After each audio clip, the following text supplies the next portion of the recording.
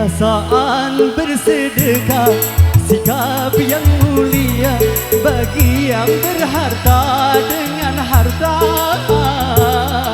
atau dengan bahasa senyum juga sedekah.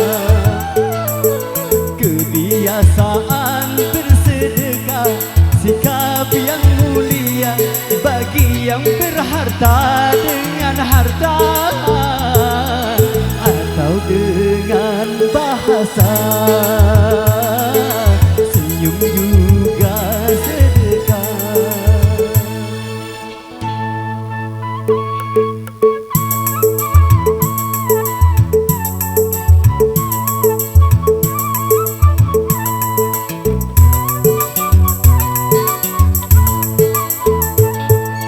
Bersedekah, berbagi rasa kepedulian terhadap sesama, sebagai berkat si miskin dan kaya, jalinan mesra antar manusia.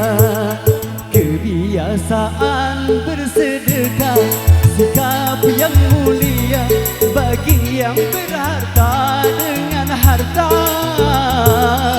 atau dengan bahasa senyum juga sedekah.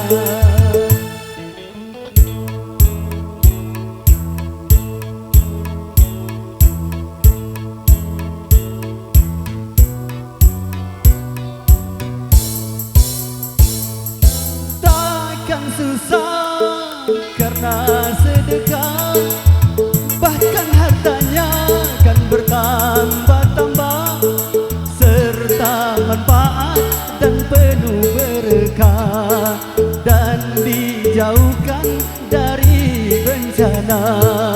Kebiasaan bersedekah, sikap yang mulia bagi yang berharta dengan harta,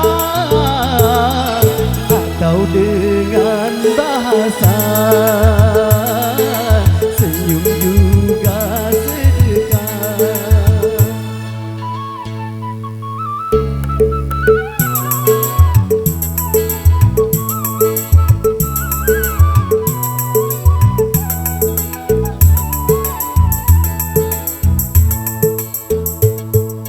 Harta benda yang kita simpan, itu semua akan kita tinggalkan.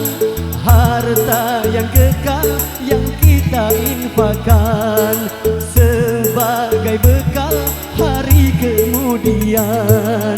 Kebiasaan bersedekah, sikap yang mulia bagi yang berharta dengan harta, atau dengan bahasa